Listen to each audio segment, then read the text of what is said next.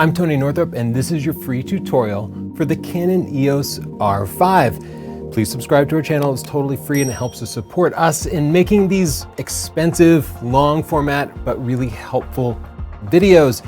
If you want a tutorial for a different camera, maybe you want to send this to your friends, send them to sdp.io/tutorials, where we have tutorials for more than 50 popular cameras. This video has a table of contents that you can find in the description, and you can scrub through and kind of see where you are. That way you can quickly return to something or pick up where you left off that you might not get through it in one sitting. Another useful way to find information quickly is to look up the EOS R5 manual online at sdp.io/R5 manual. It is 925 pages, and I read it so you don't have to. I'm not going to teach you everything in the manual, just those things that I think are going to be useful and important to you. But pull this up on your phone, save it. It should give you the option, like you can save it in iBooks, and then later you can go back and search for something, because it can be kind of hard to find specific features in the menu system. You might remember that it can do something, but can't remember exactly how to do it. Quickly search that manual when you're out and about, and it'll help you out. First of all, you should update the firmware on your camera. Canon regularly releases firmware updates that fix bugs or add new features. There is no automatic update feature on this. It's not going to pop up a notification saying there's a new firmware update like every other device in your life. This is a very 1990s, early 2000s experience. You need to Google Canon EOS R5 firmware update, go to the Canon webpage, download it, extract the file, copy it to an SD card, put it in your camera, and then choose the firmware update process. The lenses get updates too, and just about all of my lenses have already had at least one firmware update, so search for each of the lens models and install those.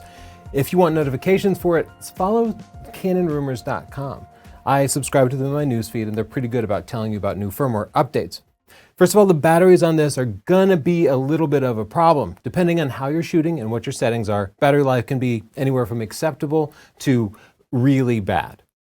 This does USB-C charge, however, and that can be a lifesaver. That means you can just plug it in when you get back home and charge it up like you do your smartphone, and it's kind of always ready. That's what I recommend doing. But not all USB-C chargers will charge it. So test a USB-C charger before you plan to charge it in the field. Like my MacBook Pro charger works to charge it no problem. My car USB-C charger will charge it, but other USB-C chargers won't charge it, and I actually took it on a trip one time and then couldn't charge it. You don't want that to happen to you. The R5 is backwards compatible with older Canon batteries, such as those that you might have for your 5D Mark IV. However, it's only the newer ones that have the little hologram there that will allow you to USB-C charge it. So if you're reusing your 5D Mark IV batteries, you could forget about USB-C charging.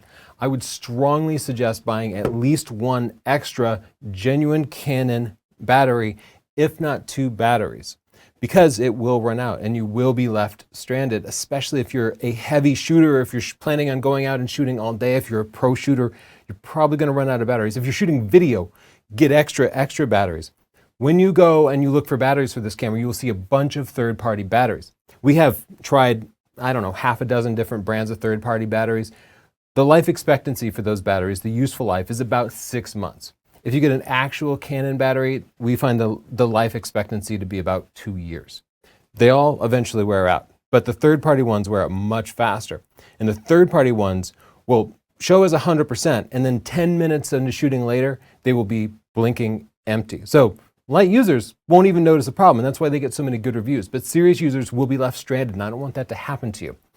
If you want better battery life, here are some settings that you can change. In order to show you the menus on the camera, I'm going to connect a Micro-HDMI connector to a field recorder to this camera. And you can see the Micro-HDMI is a very flaky connection, so I'm having to use this screw-on setup that Canon provides in the box. The first setting to check is the display performance. So hit the menu button, and then you'll see the way I notate this is camera 8. Camera is that camera looking icon, and 8 means page 8. So we'll scroll over here and then go to display performance. Select display performance and choose power saving. Now smooth is nice. If you're not worried about battery on that day, go ahead and use smooth. It's especially great for action, but it does burn through the batteries much faster. So display performance power saving can really help you out. Another option you should choose is the airplane mode. This is under the Wi-Fi settings here. The second one down, airplane mode, put that to on. If you've never turned on Wi-Fi, that's not going to make any difference. But if you have turned on Wi-Fi and forgotten to turn it off, the camera in the background will keep churning, trying to transfer files, and will burn through your batteries even when the camera is powered off. So by default, I prefer to turn airplane mode on to just stop all of that Wi-Fi communications. Another setting you might check is under the wrench icon, page 2. Go down to eco mode here and turn that on. That will just use a little bit less power. While you're there, you might also check out the power savings options, which control just how long the camera stays on after you've stopped using it. The default settings are okay, but you can always turn those down to save a little bit more power if that's something you're struggling with. The biggest tip for reducing power usage is to turn the camera off every single time you're done using it. Just get in the habit of flicking it off every time. Here are some tips for DSLR users, such as those upgrading from the Canon 5D Mark IV. The biggest difference in shooting is going to be using this rear screen. On the Canon 5D Mark IV, it wasn't all that useful. Like turning it on required you to use a completely different focusing system that didn't focus nearly as fast. Earlier cameras didn't even have a touchscreen.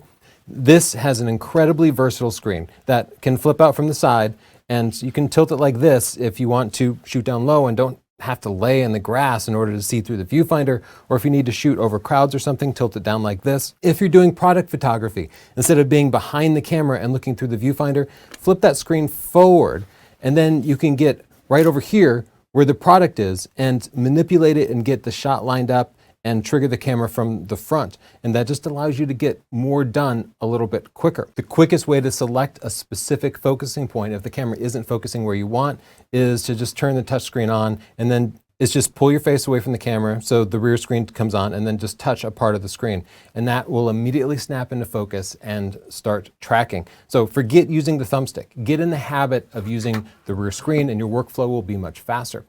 Another opportunity this rear screen presents is some just blank space. Head over to sdp.io/sticker, where I have a free PDF that you can download and print. Put something there. You have this big blank space here. I like to put little notes to myself, reminders of things I need to do, because in the heat of the moment, when you're getting the best picture of your career, you will forget something and then you'll be kicking yourself later. You could also put your name and phone number and address in case your camera's lost and a good Samaritan wants to return it to you. There's also this rear space here, which I like to put a sticker there so that only I can see it when I flip the camera open. Because the screen flips around, you can also protect the screen when you throw it in your bag. So flip it like this, and that way the screen won't get scratched when you're being rough with it. On the top of the camera, you have a little light bulb icon, and I want to show that to you. Push this once and it switches modes, showing you different information. Press it and hold it, and it reverses the polarity of that LED screen, so you might be able to see it a little more clearly. Let's talk about the ports on the camera. They're all really clearly labeled. Thank you, Canon, for making it obvious which ports are what on the side. If you ever have to use this bottom port here, there's something going wrong in your life. This is a PC sync port, and it is meant to connect to flashes that date back to like the 1910s. It's a very outdated system. The cable comes loose very, very easily. The proper way to connect to a flash is always through the hot shoe. Even if you have to use a hot shoe to PC sync, it's probably an easier thing to do than connecting to this outdated port. Above that, you'll see standard headphone and microphone jack connectors. On the other side here, we have connectors for HDMI and USB. The bottom one is the HDMI port, and that's what I was using to record the screen with earlier. HDMI outputs a video feed, just like from your cable box to your TV. It will either output the video that the camera is recording, or it will output the menus, depending on how you have it configured. It will not output 8K video. The most you can output through HDMI on this camera is 4K. This is a micro HDMI port, which means it sucks. Regular HDMI is a much bigger connector. The micro HDMI is very small and will come loose while you're trying to use it. That's why Canon provides you this kludgy thing. Like first they give you a small port and then they give you this hacky thing just to make it work. It's okay. It gets the job done, and I'm going to be using it throughout this video. Right above that, you see a USB-C connector. You can use this top port to transfer files or to charge it. If you forget your memory card reader, go ahead, jack right in there and you should be able to transfer the files. You might have to install software, but it should install automatically. I'm going to talk about the memory cards now. This camera has 2 memory cards. You should always be using both of them. The bigger port here is CF Express Type B. I don't currently have one in there because Chelsea is using the CF Express Type B card in a different camera. The other port is the traditional SD card. SD cards are super inexpensive but real slow. CF Express Type B cards are very expensive but very fast. So you should get at least one of both. This is an asymmetric configuration. One is fast, one is slow, but memory cards fail. Some people think CF Express cards don't fail because they're so reliable, or Canon cameras don't ever have corruption problems. We have had plenty of the best memory cards in the best cameras fail. Failures are inevitable with storage. That is why they provide you 2 cards, so you can get an instant backup by writing to both cards simultaneously, and you should always be doing that. But because the 2 cards are asymmetric, because they're different speeds, you are going to get bogged down. If you are writing raw 50 megapixel pictures to that slow SD card, it's going to run out of buffer, and your shooting is going to slow way down. So what I do is I write raw files to the CF Express card and JPEG files to the SD card. If the CF Express card fails, I only have the JPEG files to fall back on, but generally those JPEG files are good enough and it doesn't slow me down. If you're shooting slowly and you don't find the SD card performance to be a problem, by all means, write raw files to both cards, and we'll talk about raw versus JPEG in just a second. To set this up, go into the menu system, wrench page 1, and then we're going to go to record function and folder selection. The second option here, record options for still photos, select it and then select record to multiple. That will mean it writes to both cards simultaneously. You're going to want to buy a real big CF Express Type B card because 50 megapixels at 20 frames per second will fill that card up so fast, especially if you're shooting RAW. I suggest getting a 256 gigabyte card so you're not stuck with no more memory out in the field. You can go to sdp.io/bigcfx to see my recommendations, but I like the SanDisk Extreme Pro. If you plan to use the 8K RAW video feature, which is excellent, but it records incredibly huge files at high bandwidth, you need a card that can write at 1500 megabytes per second.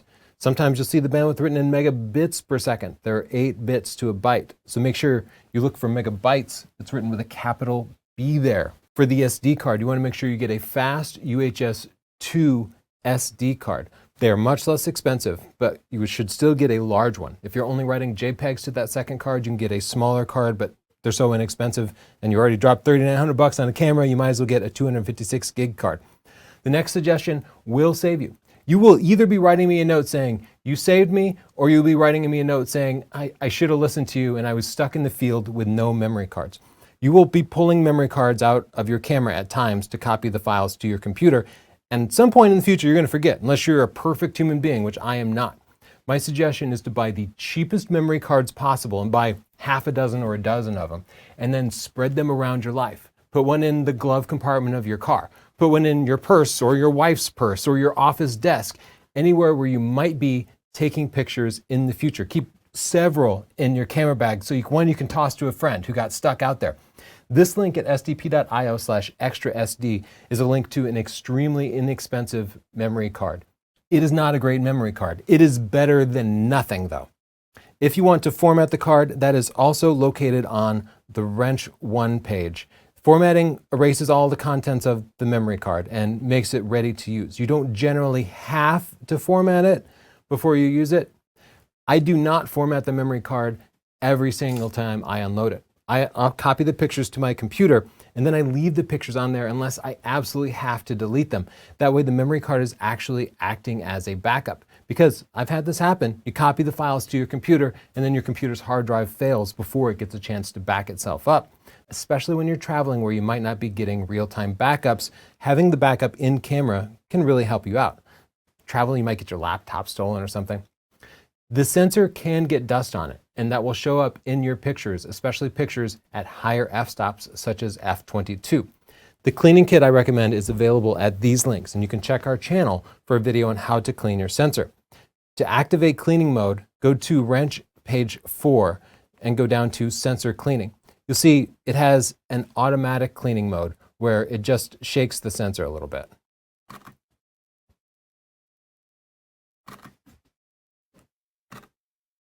Then when it's done, it does not cover the sensor. It leaves the sensor exposed and locked and ready to clean. Now you can take those swabs that I just mentioned and get all the dust off of it. You don't have to do this unless you see a problem. Let's talk about lenses. A lot of you are coming from one of the Canon DSLRs, such as a 5D.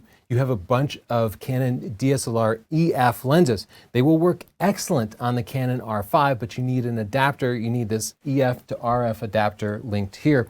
It goes for about $100. Canon has several different models. One you can drop in filters on. I don't find that particularly useful. I don't want to buy separate filters just for my adapted lenses. I'd rather just use screw-on filters for everything. The other one has a control ring on the adapter itself. I don't like it because that adapter, the control ring is so close to the camera that I just find it difficult to use. Thus, I just use the cheap adapter. You should upgrade to RF lenses when you have the budget for it, because the RF lenses work better, they're quicker, and the quality is generally much better. They're also smaller and lighter, and they're designed for this camera system. If you decide to sell your lenses, we have a partner, KEH, who makes buying and selling used gear very, very easy, no risk of scams. So check out these links, stp.io/sell now to sell your gear with the coupon code TNCSELL for an extra 5% bonus, or stp.io/buy now with the coupon code TNCSHOP for a 5% discount. Let's talk about the Q button on the back of the camera here. When you press it, you're going to get a shortcut menu. This shortcut menu makes it really easy to change a bunch of different settings. So the next time you think, oh, I need to change something, just hit Q and it's probably there. This isn't really customizable. It just provides ready access to the things that most photographers need quick access to. Another quick way to change things is this MFN button on the front right here. So just punch that and you can see, without interrupting the shooting screen, you have the ability to switch between a bunch of different settings. Use the dial on the back to control which setting, and then use the dial on the front to control the actual value. So you can see, to change the ISO, I could just hit MFN, scroll to ISO here, and then do this. If you want to switch between stills and video mode, it works differently than on other Canon cameras. First I hit mode, and it's in stills mode, so I'll hit info, and it switches to video mode, info, goes back to stills mode. And you can see I can switch between the actual modes by just scrolling my thumb here. Just like your DSLRs, this camera supports all the traditional modes, like program, aperture priority, shutter priority, manual mode. You can learn about how to use each of these at these links to free videos. It also supports a whole new type of mode called flexible priority. This is labeled as FV. FV allows you to freely control shutter speed, aperture, and ISO, determining which of each is set manually or automatically. It completely replaces all those other modes. So go into FV mode, set all those settings to auto, and you're in program mode. If you then want to take control over the aperture to set a specific depth of field, you can do that and just control that one setting. Decide you also need to control shutter speed, you can do that without having to change the mode. It's all you ever need to use, so I'm going to show you how to use it really quickly. Hit the mode button and then scroll over to FV. Now you can see at the bottom, all those settings are set to auto. The front dial here controls exposure compensation, so I can control the relative brightness of the image based on the automatic settings. If I want to change any of those other settings, the easiest thing to do is to simply touch them on the touchscreen. I can also use the back dial to select which of those settings is highlighted. By using the back dial to scroll over to TV, now I can use the front dial to manually set the shutter speed. I can now scroll over to aperture and manually set the aperture. To reset it to auto, select it at the back and then press the trash can button. If you've jacked up all of your settings and you want to reset everything, just hold down the trash can button and everything goes back to full auto. When you go into the modes, there's a bunch of modes there, and you might only ever want to use FV and bulb mode or FV and C1. You can limit that so you don't see so many and have to scroll through so many. Hit the menu button, go over to the custom menu at the top, which is this setting, and then go to page 2. Go down to restrict shooting modes. It's currently off.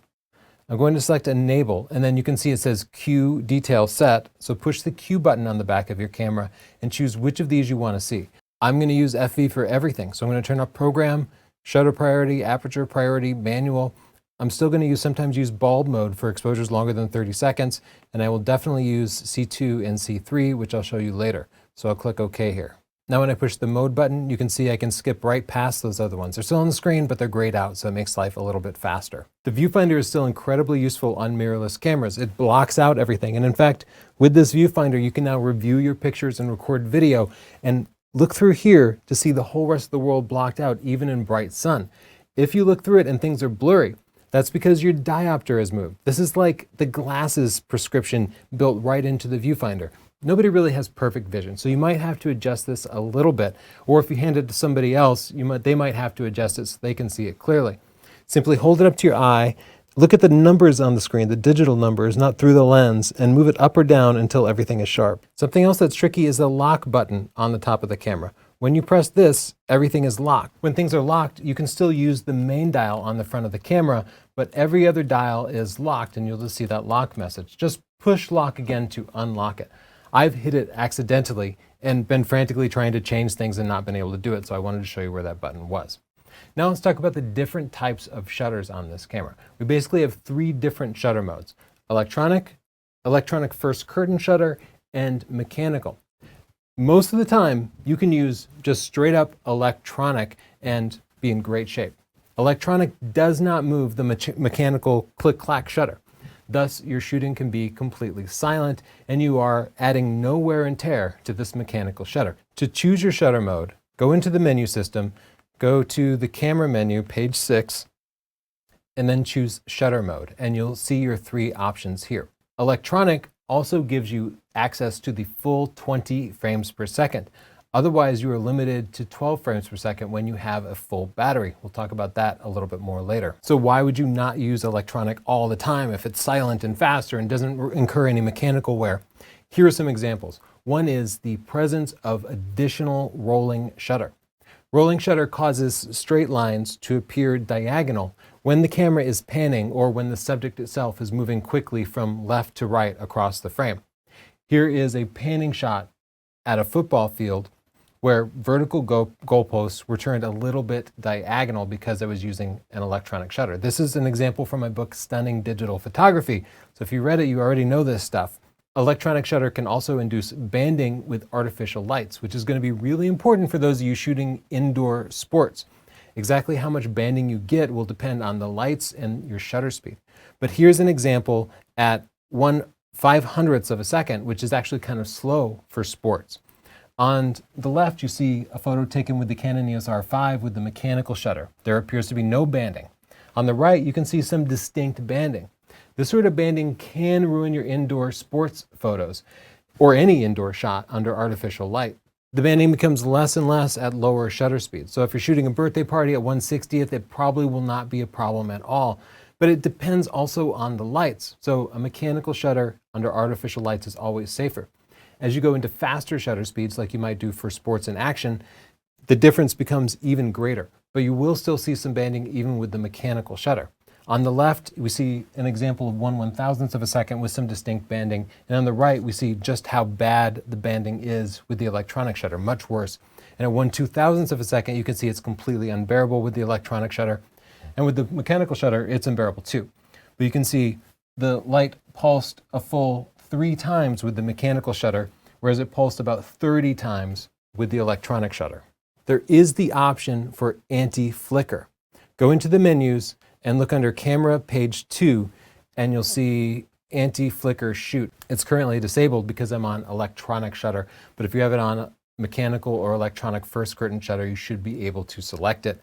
It does not eliminate flickering, but it can help just a little bit. Honestly, in our testing, I never found a situation where anti-flicker actually made things better, but what it will do is delay the shutter firing just a tiny bit so that it's firing when the light is not flashing, but it's only going to help you at slower shutter speeds, really. Your third option, electronic first curtain shutter, brings most of the benefits of the mechanical shutter by only using the mechanical shutter for the second half of the exposure.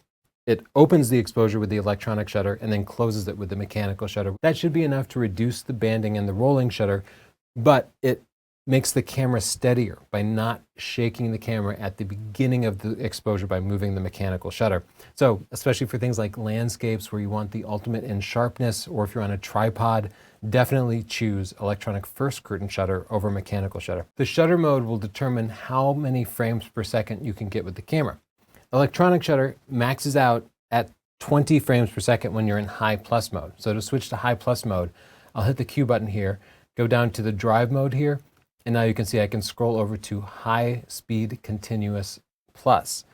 That will give me 20 frames per second with electronic shutter. See it flashing there? Every time it flashes, that's another picture taken. You can bet with 50 megapixel RAW, you're going to fill up your memory card real fast. If you switch to a mechanical shutter, watch how this changes. Still very fast, but now it's down to 12 frames per second when I have a full battery. The Canon R5 requires 60% or more of the battery for it to shoot at the max frame rate. It just needs more juice. If the battery drops to half, it's going to drop down to 9 frames per second. So you're not going to be getting nearly as many pictures. Or if it gets really low, it's going to be closer to 7 frames per second. If you're shooting sports or action, remember to bring extra batteries and don't wait until they're dead. Swap them out early and often to maximize your frames per second. These cameras often beep by default, so I want to show you how to turn that off. Hit the menu button, go up to the wrench icon and go to page 2. Now go to the beep and just select disable. Let's talk about back button focus. I have a whole video dedicated to why you should do this at sdp.io/YBB. What you do is you decouple the focusing from the front shutter button here. Now you can take pictures with the front shutter button and the camera does not autofocus unless you specifically tell it to by pushing one of the buttons on the back with your thumb. I'm going to show you how I configure the Canon EOS R5 for back button focus. First, I'll hit the Q button here and I'll go to AF operation and select servo. That's continuous AF. That's my favorite way to focus with this camera.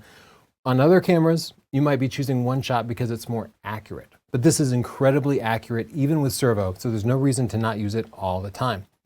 Next, I'll go into the menu system and I'm going to disable eye autofocus. Eye autofocus on this camera is amazing, but I don't want it to be on by default. I want it to be on when I activate it manually using a separate button. So eye detection, disable. Now I'm going to program the back buttons and the shutter button by going to the custom menu here, page 3, and do customize buttons. On the shutter button here, by default, it's going to say metering and AF start. Set this to just metering start. Next, I'm going to scroll down to the AF on button, and I'm going to select this and set it to eye detection AF. When this is selected and I push the AF on button, it will look for an eye in the frame. This is a really good default thing to do. It's capable of finding humans, birds, other types of animals, and it works fantastically. Next, I'll go down to the little star icon here. Normally this is set to just metering start. I find that useless. So instead I'm going to set it to metering and AF start right here. And then I'm going to hit the info button and program it in a custom way. You can see this allows me to configure it for specific behaviors whenever I push this asterisk button. I'm going to set AF operation to servo, the AF method to spot AF, and if I wanted to customize it further, I could. Okay, I'm going to need something to focus on, so I have tiny me here. When I push AF on, you can see it focuses on the eye of the subject. Now I can snap pictures really quickly. What if I want to focus on something different? Well, I can push the asterisk button and it will activate the center autofocus point, and then I can just release it to take pictures wherever I want. So now I can easily tell it to focus on different parts of the frame. We've already covered a lot of custom settings and more will come. You might find that you want different settings for landscapes and sports photography, and changing between servo and one shot and all these different modes can take too long. That's why you should capture a group of settings as C1, C2, and C3, which are separate modes other than like manual, shutter priority, aperture priority. Set your camera up in however you want it, and then go into the menus, go to the wrench menu, page 5, and select custom shooting mode, C1 to C3. And now you can register settings as one of those 3 modes. Let's do this quickly. I'm in FV mode. I'm going to hold down the trash can button to reset everything. Now I'm using the back button to scroll over to shutter priority, and I'm going to set this to 1/2000th of a second. We're going to call this my sports mode. Now menu, custom shooting mode, register settings, C1, OK. Now let's do a portrait mode. Hold down the trash can again until everything is reset. Now let's set the aperture wide open and set the shutter speed to 1/125th of a second. I'm also going to give it just 2/3 of a stop exposure compensation because I find it tends to underexpose faces just a little bit. I like these settings for portraits, so let's register these as C2.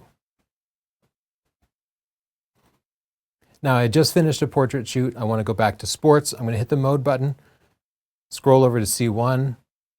There we are, 1/2000th of a second. Okay, suddenly it's time for another portrait session after the game, taking pictures of the winning athletes. I'm back into portrait mode with my original settings. Especially useful if you're out in the field doing astrophotography or something unusual and you screw up 20 different settings and you just want to get it back to normal, just reset it. If you're like a husband and wife team, like my wife and I are, and you're switching cameras between the two of you, you can be C1 and they can be C2, etc. If you have all these settings and you get them right, you might get a backup body, or you might replace the body or send it off to Canon for service and get a loaner camera. You should save your settings to the memory card. Hit the menu button, wrench page 5, save load, and then select save to card. It saves it. Later you can go back to that same menu option and choose load from card. Obviously you can't be in C1. These videos are so much work. My voice already hurts. You can do something to thank us for putting out this free content instead of charging for it, and that's subscribe to the channel completely free. Give this video a like, recommend sdp.io/tutorials to your friends. That helps build our channel. But you can also support us by buying some of our educational materials. That's really how we make a living here. We have a lot of books out there. Here's 4 photography related books.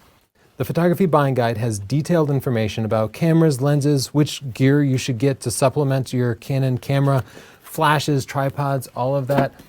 The Photoshop book has over 10 hours of video in it that will teach you how to use the most important post-processing app. And that will do wonders for your photography, way more than getting a new lens or something. For organizing all those thousands of photos that you get at 20 frames per second, check out our Lightroom Classic book. We still recommend the app Lightroom Classic as your main photo editing and organizing app over standard Lightroom. Don't get standard Lightroom. It's too expensive. Makes it like you store all your stuff in the cloud. And the #1 photography book of the last decade, Stunning Digital Photography, includes over 20 hours of video now, practices, quizzes, everything you need to go from complete beginner to absolute pro. And if you already feel like you're pretty good, we have some content for you professional shooters out there, like our Taking and Selling Portrait Photography video training series, The Art and Science of Photography, which goes way deeper than we can on YouTube. And finally, to quickly make your photos better in Lightroom or Lightroom Classic, check out our preset packs, technical presets that will allow you to take the dynamic range further than you could without them, as well as creative preset packs that will make your photos beautiful in just a couple of clicks. Everything's available at northrup.photo or this link here. They start at $10, so you don't have to be rich to get it. Now I'm going to quickly just show you the info button. You can push the info button on the back and it will rotate between different sets of information. For example, if you just want to see your settings, here you are. You can hide all of your settings and be creative with your composition, or anywhere in between. If you don't like switching between so many different screens, hit the menu button, go to Camera, page 7. The last option is Shooting Info DISP. Under that option, you can select which of those pages you see, and you can even add a secret 6th option, which turns the screen completely off. That can be useful if you're shooting a dim concert and your screen is actually too bright. You can also control the information that you see in the viewfinder when you rotate between them, because hitting info with your eye to the viewfinder will have a different effect. You can turn a grid on. You can control whether the histogram shows brightness or separate red, blue, and green variations. I just like brightness. You can also choose whether it shows you the focusing distance in manual focus mode, just when focusing, or always. You probably already know about RAW versus JPEG. Despite what my friend Jared says, there are definitely times to choose both JPEG and RAW. If you're out shooting sports, you're probably going to nail the exposure. You don't need to worry about correcting massive amounts of shadow or highlights. Just shoot JPEG. Save yourself a bunch of storage space. Don't fill up your card so fast. To change these settings, go into the menu system, go to camera page 1. It's the very first option. That's how important it is. And you can see by using the front dial here, I can choose between not recording RAW, or recording CRAW. CRAW is a compressed version of the RAW file that will be substantially smaller and loses very little detail. It's kind of a compromise between RAW and JPEG in that it has slightly lower quality, but still excellent quality and doesn't take up nearly as much space. You can also use the back dial to select how sharp you want the JPEG files to be. This smooth large is going to produce the highest quality. These variations will drop down in megapixels, as well as the compression level used on JPEG. JPEG is like a decades old format. It's incredibly outdated. This camera also supports HEIF files, H-E-I-F. If you have an iPhone, that's what your iPhone uses by default. Lightroom supports it now. It's become a pretty popular format. It allows higher levels of compression and higher quality. Instead of recording just 8 bits of color, 256 variations, it will record 1024. It's a 10-bit format. If you want to use HEIF, it's not exactly obvious how you get there. Go into the menu systems, go to camera page 2, and then select HDR PQ settings. Very confusingly named, right? HDR picture quality. So select enable here, and now you're using HEIF files. Doesn't make that obvious, but go back to camera page 1, select this, and now you can see on the bottom row here, instead of saying JPEG, it says HEIF. Please test HEIF in your actual workflow before you do a production shoot with it. It should work fine. They should import into Lightroom just fine. But if you use a different editing app, you might find that it chokes on the HEIF files and it just can't handle it. In the camera, you might see settings for dual pixel RAW. It's this very cool concept where the camera records twice as much information, producing a RAW file twice as big, where you could use Canon's utilities to, in theory, shift focus afterwards. I've tested this so much, and I've been completely unable to produce any scenario in the real world where it's useful. I just wanted to save you the time. Never bother with dual pixel RAW, just ignore it. There, I just saved you an hour of fiddling that you can spend checking out stunning digital photography or the art and science of photography. A useful feature is the crop and aspect ratio. That's because it's 2021 and a lot of us are publishing our work on formats with different aspect ratios, such as Instagram, which uses vertical 8:10. Or maybe you're making 8:10 portraits for a client or shooting a magazine cover. Maybe you want to shoot square. This is all very realistic. Hit the menu button, camera page 1. The third option down is cropping aspect ratio. Select that, and for example, maybe you want to do square shooting, select 1:1. And now we can see here, I have the edges masked off. This makes it much easier to fill the frame, compose a perfect shot. Go into video mode, that option disappears. You cannot crop 1:1 in video mode, you'll have to do it in post. The interval timer, otherwise known as an intervalometer, causes the camera to take a picture every 1 second, 10 seconds, 2 minutes, whatever, to create a time lapse. This can be super useful for time-lapse photographers, or if you just want to leave the camera, set it and forget it in case you're trying to capture lightning or shooting stars or something. I'll show you how to do it. Hit the menu button, go to camera page 6, interval timer, enable. And now you can see at the bottom, info detail set. So I'll hit the info button. This allows me to specify the interval. For example, taking a picture every 10 seconds. Let's make that 7 seconds and 2 minutes, and then how many shots to take. I'll scroll down to 0 and it will be unlimited. It'll just keep shooting until I turn the camera off. That's pretty much what I always do. Actually, I want to demonstrate this. So let's set it to 3 seconds and select OK. And if you want it to be silent, you can set it to electronic here.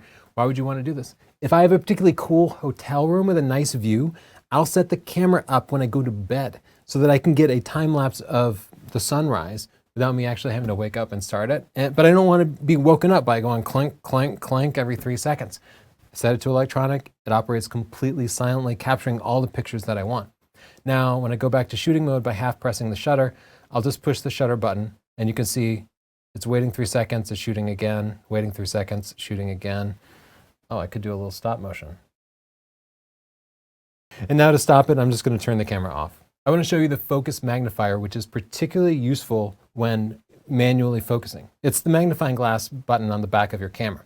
When I press it, it's not going to let me do it because I'm in autofocus mode with face tracking on. So I'll switch over to manual mode on the lens, and then bam, I push it and I zoom in. And that means I can get it manually focused on the eye nice and tight, And then I can push it to zoom in even further.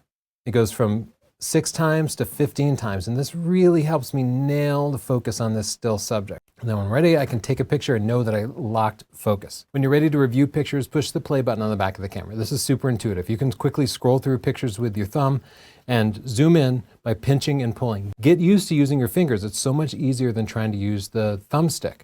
Hit the info button to show different sets of information. Something I love to do is to call photos in the field. When I find a photo I like, I'll hit the rate button and rate it 3, 4, 5 stars. That way, when I import the photos into Lightroom Classic, I can quickly filter and just find those photos I liked in the field, get them back to the client a little bit faster. If you use voice memos, something 1DX users will be familiar with, just hold that rate button down.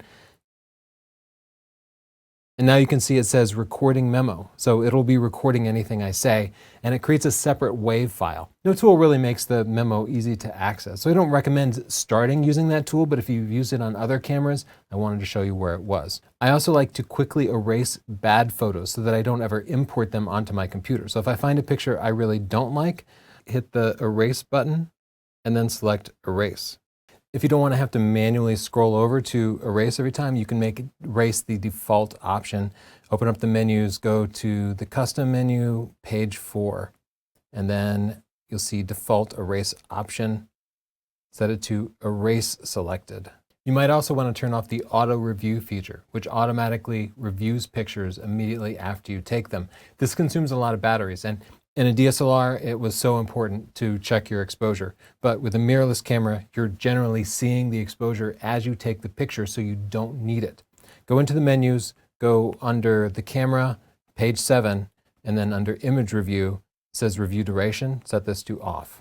If you do want to review your pictures, you can actually review them in the viewfinder, so you don't have to pull your face away from the camera. Here's an unrelated option that I just find super important. It's turning off the ability to take pictures without a card. Because, as I mentioned earlier, inevitably you're going to forget your card. And the camera will let you take pictures. And I've actually started a little photo shoot only to realize later that I didn't have my card because it's easy to ignore warning messages nowadays, right? So go to camera, page 6, and you'll see release shutter without card. Set that to disable. This way, if you don't have a card in the camera, your camera will refuse to take pictures, which seems like the right thing to do. When you're in a studio and you have the camera connected to studio lights, obviously the camera will not be previewing the exposure correctly because it doesn't know what the flashes are going to do. If you connect a Canon flash or a third-party flash or strobe created for Canon, the camera will detect the presence of that flash and stop previewing your exposure. The viewfinder will start to work like a DSLR where you just sort of see things, but they don't reflect the actual exposure in post. This is really useful. If you were to preview the exposure that would be taken with strobes, it would be very dark since the strobes would be providing all the light, and thus you wouldn't be able to see through the viewfinder to do things like focus and compose your shot. So you don't want that exposure free preview in flash situations. If you don't get that, for example, if you're using that PC sync port, you will have to manually turn this on. I want to show you where that is. Go into the menus, go to camera page 7, and then select exposure simulation and set that to disable. Exposure simulation previews the exposure it thinks it's going to get. If the viewfinder is dark, set that to disable. Now I want to talk about bulb mode. In manual mode, shutter priority, you can set the shutter time to a maximum of 30 seconds. There might be times where you want to expose for 1 minute, 5 minutes, 10 minutes, like light painting or something. In these situations, go into the mode settings and go to bulb mode. Now what you do is you just hold the shutter down with your finger for 5, 10 minutes, however long you need. Okay, this seems dumb, right? Because clearly you have the camera on a tripod, your finger's probably going to be shaking the camera. Bad idea. What you should do instead is to use a remote trigger. The Canon BRE1 is my recommended way to trigger the shutter. It's wireless, so you need to pair it through Bluetooth and take your camera out of airplane mode. Put your camera into bulb mode. Push the trigger on it once to open the shutter, and a second time, after your timer has gone off, to close the shutter. Another quick ad for a store in case you're skipping around. We have the world's best photography education training at incredibly low prices, starting at under $10, like Stunning Digital Photography, the world's best-selling photography book, our Lightroom and Photoshop training, video training series, like the Art and Science of Photography and the Professional Portrait Training series. These will take your photography next level. They'll do way more for you than more cameras and lenses and tripods and stuff, and they help support in-depth training like this and to keep it free. So head over to northrup.photo, our store, and check out some of our stuff to say thank you. Also, don't forget to subscribe. And if you do get into post-processing and you want to use Lightroom Classic, the one I recommend, as well as Photoshop, you can use our affiliate link here, sdp.io/Adobe Deal. This camera supports a few different modes of wirelessly transferring your pictures. You can use the Wi-Fi app to transfer photos to your smartphone.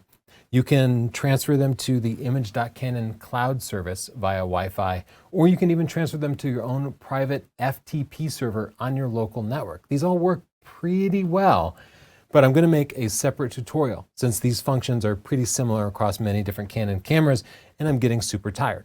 So to see that in the future at some point, head to sdp.io/tutorial and you'll see it listed under there. In the meantime, I don't actually use the wireless transfer that much. Instead, I transfer my files the old-fashioned way by taking the memory card out and putting it into a memory card reader. If I want to transfer them into a tablet or my smartphone while traveling, for example, I just use a USB SD card reader and pull it directly into Lightroom on my phone. These links take you to readers designed for the Apple iPhone or for Android phones. You don't need to do this for copyright purposes. Every picture you're taking is automatically copyrighted according to law. However, if you want to add your name into a photo's metadata, perhaps to help somebody find your camera in case it's lost, I want to show you that on Wrench page 6, there's the copyright info page here. I always go in and enter my name here. You can tap this out with the touchscreen to make it a little faster. Add in your name, your phone number. These are a lot of menu settings, and it's kind of hard to memorize where everything is. That's why I put my most frequently accessed menu items under the custom My menu here to the very far right. You can see by default, the only option available is Add My Menu tab. You'll need to create one or more tabs with your favorite menu settings. So I'll create My Menu tab 1, and then I can select Configure, select items to register. And now I can select the items that I use most often. For example, anti-flicker shoot is something I tend to turn on and off. You might use custom white balance. Go through, pick the options you regularly use, and then hit the menu button to back out a couple of times, and you'll see the options here. You can resort these by going back to Configure and then select Sort Registered Items. For example, let's put custom white balance on top. You can add multiple tabs just by scrolling over to 2 here, or you can delete tabs. If you have completely customized it, set it to display only My Menu tab, and now when you open up the menu, that's all you're going to see. That way you get a greatly simplified version of the Canon menu system. Now we're going to talk about recording video. Of course, we're going to hit the Mode button and then hit the Info button to get it into video mode. The R5 has a lot of different video options, so I want to go over them. Everything is under Camera page 1 for the most part. Check out Movie Record Quality for this incredibly confusing menu system. The first option here, Movie Record Size, lets you choose between 8K, 4K, and Full HD options at different frame rates. Full HD is generally 1920 by 1080. 4K is twice the X and twice the Y coordinates, creating 4 times as many pixels. It's 3840 by 2160.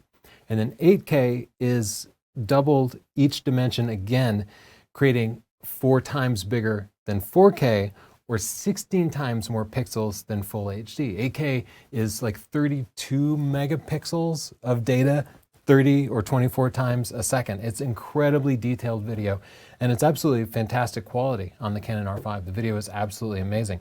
Will people ever see this difference? We did a large poll with thousands of users, and we found no. People generally cannot perceive the difference between 8K and 4K video. Now you might say, okay, there's no reason for me ever to use 8K, unless you want to do in-camera crops. In-camera crops allow you to do a jump cut, where you cut from one camera to the same camera, but it doesn't look so much like a jump cut. It also allows you to sort of compose a shot in post. So you can shoot a little bit wide, rotate it to level it off, zoom in a little bit. This does create a visible difference. If you're shooting in 8K and you need to crop 200% to 4K, that will look much better than if you shoot at 4K and crop to 200%. So use 8K for those situations where you need that additional versatility. Be aware that 8K video burns through the battery very, very fast. You'll be lucky to get 15 minutes of recording time out of it, even after the latest firmware updates, because the camera will overheat and it will shut down. As you go through the movie record size settings, you'll see there's 3 different rows. The top row allows you to choose the resolution. We have 8KD and 8KU. You can see at the top the resolution. 8KD is 8192 by 4320. This is more movie aspect ratio. You know that super widescreen, which is letterboxed on your TV at the top and the bottom, that cinema wants to kind of use? It is a wider format cinematic option. This YouTube, most TV, 16 by 9. If you want to do that, you would film in 8KU. You can see that's not quite as wide. It's actually a little bit cropped. It doesn't go the full width of the frame. So if you're shooting at 50 millimeters in 8KU, it's going to be more like 55 millimeters. You have the same options for 4K. 4KD is wider than 4KU. And then you get down to full HD, which is always in 16 by 9. The second row here allows you to record the frame rate. You can see you can choose between 60 frames per second, rounded from 59.94, 29.97, basically 30 frames per second, or you can go down to 24 frames per second, which is like the cinema feel, or TV in places other than North America. Finally, the last option is the file format. Not all of these are available under full HD, but let's go to 8KD. And here you can see we have the option for RAW. RAW records a very, very large file that captures immense amounts of detail in the shadows and the highlights and allows you to adjust things in post-processing. If you go to import one of these files in Final Cut Pro on your computer or Premiere Pro, it should prompt you to install a plugin from Canon. So you can just Google 8K RAW plugin and make sure you have that installed for your video editing software. But I've used this in Final Cut and it allows me to drag it right in and it looks perfect. And then I get just this massive latitude when I need to recover the shadows and highlights for things like a real estate video where it's dark inside and bright outside, and I need to be able to balance that to show the inside-outside aspects of the shot. Very, very useful. But remember to record in the shortest possible clips because the file sizes are going to be unbelievable. The next option here is Light RAW, introduced in a later firmware update. If you don't see this, you didn't update the firmware like I recommended. This just produces a smaller file size with almost as much quality. Next, we have All I, which you should not use. It says for editing, but All I is just like a wasteful, sort of barely compressed format. It takes a bunch of JPEG pictures and just sticks them in a video file without using intra-frame compression. So it's just wasteful. And it's not, in my experience, any more editable than the much more efficient IPB option. IPB is just like a standard video file where frames are compared against each other and the compression can be much more effective because of that. The last option here is Light IPB. So if you're running out of storage space with IPB, try out Light IPB because it'll consume less storage space, it'll let you record for longer on a given memory card, and the quality is probably good enough, especially if you're publishing to YouTube or something. You don't need all that quality, right? Believe it or not, just to make this more confusing, there are other quality options. Check out 4K HQ mode on the movie record quality. If you enable this, you get better 4K quality video, but you're limited to 4K at 30 frames per second. You can no longer do 60 frames per second. The difference here is 4K high quality mode captures an 8K frame and then scales it down in camera and writes that 4K video. It does produce a sharper, higher quality video than standard 4K, which is what they call line skipped, where not all the pixels are red. Or maybe it's pixel binned. Either way, 4K high quality does produce higher quality video, but it eliminates the option for 4K 60 frames per second and is much more processor intensive on the camera, and thus overheating will happen much faster. So as a result, I only use 4K high quality mode when absolutely necessary. If you want to do slow motion, you can enable high frame rate here. So I'll set this to enable, and now you can see it's going to record 4K at 120 frames per second. I can also choose 4K U or go to full HD at 120 frames per second. If you're publishing at 30 frames per second, it's 4 times slow motion. If you're publishing at 60 frames per second like this, it's 2 times slow motion. If you decide to record in 8K RAW, you have the option to record a proxy file. Those 8K RAW files can be really big. Your computer will not be able to process it in real time when you're editing it. Thus, I always have to create a proxy file. Now, Final Cut, Premiere, they'll both do that automatically on import if you set that option. So look up how to do that. But to save yourself that extra processing time, you can record a proxy file in 4K to the SD card slot while the 8K RAW writes to that CF Express Type B card. To set that option, you'll want to go to the wrench icon, page 1. And the first option there, record func and card select. Now under video record options, you'll see this third option here. RAW to the first card, MP4 to the second. That MP4 file on the SD card is the proxy file. You would need to copy both of those separately to your computer and then point your video editing app at the proxy file. I find it easier not to do that and to just generate the proxies on the computer. You should be aware of Canon Log, C-Log, which is a technique for capturing more dynamic range without having to record a big RAW file. Basically, it creates a very flat, low contrast image that has more detail in the highlights and shadows, more detail than you would typically show in a video. But if you did want to show all those highlights and details later, for example, compressing the highlights and raising the shadows so that you could do an indoor-outdoor shot. To get to that, go into the menus, go to the camera page 3, and you'll see Canon Log settings. Select this, turn it on, and now you can choose between C-Log and C-Log 3. There's no reason to use C-Log. You can use C-Log 3.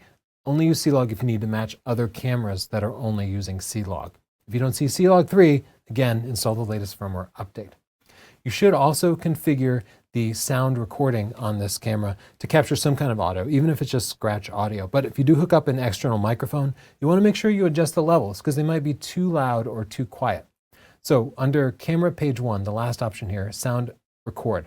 You can see it picking up my voice now. Auto is almost never the right option because in moments of silence, it will crank up the volume because it's not hearing anything. And if you try to play that back, you'll just hear moments of silence where the background noise goes like a big whoosh. So you almost always want to set this to manual. And then you can go down to recording level and adjust this up or down. Usually I want to set it down to the point where if somebody speaks loudly, it just briefly touches the yellow. Because if you have it too high, those peaks will be clipped and that cannot be recovered. But if it's too low, you can always raise it. So it's better to be a little quiet than a little too loud. The Canon R5 has amazing sensor stabilization for both stills and video. There are many times when I'm able to handhold a shot and have it look like I was shooting it on a gimbal. It's that good. Just make sure if the lens has built-in sensor stabilization that the lens stabilization option is turned on. You do not need to turn it off on a tripod. Stills or video. It seems to automatically detect those situations and it only does good things. So I've never had to turn it off. There is a second option for video called electronic stabilization. When you're in video mode, go to camera page 7 and you can see image stabilizer mode here. It's not allowing me to change the option right now. However, if I go back and change the video quality to something more reasonable, we can see digital IS is an option now. Digital IS is not sensor stabilization. Digital IS uses the camera's gyro in there to detect these movements and actually crop and rotate the video a little bit to provide additional stabilization. You might not need this, but if you're running with the camera and you really want to make it as stable as possible without having to apply stabilization in post, you can go in here and set this to either on, which provides a little bit of a crop, or enhance, which provides even more of a crop. It's going to change your focal length. So maybe you'll go from 24 millimeters to 30 millimeters and then 35 millimeters with enhanced. So you don't want to use it unless you absolutely have to. But for those times when you need the extra stabilization, it's there. Another video-centric option is zebras. Zebras highlight overexposed parts of the frame. So go to camera page 7 and then go down to zebra settings and turn it on. You can see there are different patterns that you can experiment with. Let's set it to zebra 1 and 2 so we can see the difference. Here it's going to display zebra level 1 pattern at 70% exposure. So not quite full white. It's just like a warning this part of the frame might be overexposed. Zebra level 2 will appear at 100%, where that part of the frame is definitely overexposed and the highlights are going to be clipped. Look at this, and as I raise the exposure using exposure compensation, there you can see the zebra pattern 1 coming on as that part of the frame at the bottom starts to get close to overexposed. Now, as I raise the exposure and exposure compensation, you can see it will eventually hit 100%, and now we can see the zebra pattern 2 coming on to show things that are completely overexposed. Pros use zebras a lot. I actually find the regular screen without the zebras is good enough for me to know when things are overexposed or not. Time lapses are really useful for showing the passing of time or for cool establishing shots in a video. Earlier I showed you how to use the interval timer to create high quality time lapses that capture a sequence of still photos that you would need to process later. This captures at higher resolution, and you can capture raw files, so you could recover the highlights and the shadows, and that can be really important for time lapses where the sun might move in and out of the frame, and thus that dynamic range is necessary. Maybe you're just a vlogger though, you want to just get a quick time lapse without having to do any post-processing. Put it into video mode and then go to this time lapse option, Camera Page 5 Time-Lapse Movie. I have it connected to HDMI, so I can't do it right now. But the settings there are just like the interval timer, except it's going to capture a video frame and save it to a video file instead of saving still images. You have the option to record HDR videos, where it will automatically compress the highlights and the shadows. I do not recommend doing this. I've had bad experiences where it just looks bad. So what I would do instead is to capture in either C-Log 3 or, for the best quality, capture in 8K RAW and handle the compression of highlights and shadows in your video editing app. This wraps up the tutorial part of this video. I want to do some quick suggestions for flashes and tripods. I'm not going to go through lens suggestions because all the Canon RF lenses are really good. You pretty much get what you pay for. Like the 28-70 f2 is better than the 24-70 f2.8, but it's also more expensive, bigger and heavier, and doesn't go to 24 millimeters. I will point out the one non-obvious suggestion is the Canon 800mm f11, which is an amazing wildlife lens, and it's like $800. And people think it's not going to be good because it's f11, but it actually does great in low light. It does great for action. We just love the lens, and it's an incredible value. As far as flashes go, I never recommend the Canon flashes. Okay, maybe if you have Canon Professional Services and you just want to not have to deal with any other support, go for it. They work fine. But we use the entire Godox system of wireless triggers because it allows us to use wireless flashes, on-camera flashes, and a variety of different studio strobes within a single system, not just for our Canon cameras, but for other cameras too. And it works just as well as the Canon system at a tiny fraction of the price. For example, the Godox V862C is a wireless system that competes with Canon's top-end flash, but it's only $225 with the trigger. So is it as reliable as the Canon? I don't know. They have both failed on me at different times. I will say the Godox support is terrible, but I could buy like 3 of the Godox flashes and keep them in my bag as opposed to just one Canon. So that's what I do. I just buy extra flashes, and if they fail, they fail. For our studio strobes, we also use the Godox system. In the US, they might be known as Flashpoint, though you can also find them as Godox. I will say I no longer recommend the Pro bodies because the batteries are very unreliable. Instead, I would just get the standard Flashpoint or Godox studio strobes in the power output that you need. They have 400, they have 600. You can choose from manual versions or versions with TTL if you need that. If you don't know what those terms mean, check out my photography buying guide that I talked about earlier. To pick this up, head to sdp.io/Godox Canon. Now my suggestions for a tripod, especially a travel tripod. I really like the Manfrotto Be-Free tripod. It's not the most expensive travel tripod, but we have used it for most of a decade, and it's been absolutely fantastic. So check it out at sdp.io/Be-Free. We also really like the Gitzo stuff. Like if you are really into the texture of things, if you like luxury items, the Gitzo system simply feels better. It holds your camera. It does a good job at all the basic stuff, just like less expensive tripods do, but it's just nice. So check out the Gitzo Series 1. That's what we take when we're feeling fancy. And for the quick release plate, check out the Sony quick release plate at this URL here. I know it's not a Sony camera, but the quick release plate fits on perfectly, and because it has this little lip here, it stops the quick release plate from rotating and keeps it locked on better. Anyway, I highly recommend this system. Real world experience, it works great. And of course, head to northrup.photo, where we have stuff on sale right now. All of our photography education training that will help support this channel. Long tutorials like this that have completely blown my voice out. Buy our book, Stunning Digital Photography. Buy several and give some to friends. It's the #1 photography book in the world. Go to Amazon and check out the reviews. More than 5,000 5-star reviews there. People have loved it for a long time. It's continuously updated. I just updated it in 2020 to accommodate all the latest mirrorless cameras, things like smartphones and drones, the entire workflow for amateur and professional photographers. And as you get more serious, check out our Art and Science of Photography training, which goes more in depth than we can go to in YouTube, and our Professional Portraits training, which has things like contracts and legalese, as well as techniques to help you not just take great portraits, but sell them and make money with your camera gear. We promise it works, or we'll give you your money back. We have technical and creative presets that help you extract more dynamic range out of your photos, automatically reduce noise in sky and wildlife photos, but also give you creative tones that allow your pictures to look better with just a couple of clicks. And of course, books on Lightroom Classic for organizing and editing your photos, and for more serious editing, Photoshop. These are not just books, these are video books, each with more than 10 hours of video training, each with hands-on practices and files that you can use to actually get practice. And of course, the Photography Buying Guide, which has all the details of things like what exactly rolling shutter means, how to assess the contrast of your lens, and which lenses are going to be better for which types of work. Please do check all those out at northrup.photo, and of course subscribe. That's completely free and helps support us. And if you have more tips for using your Canon R5, write a comment down below. Thanks and bye.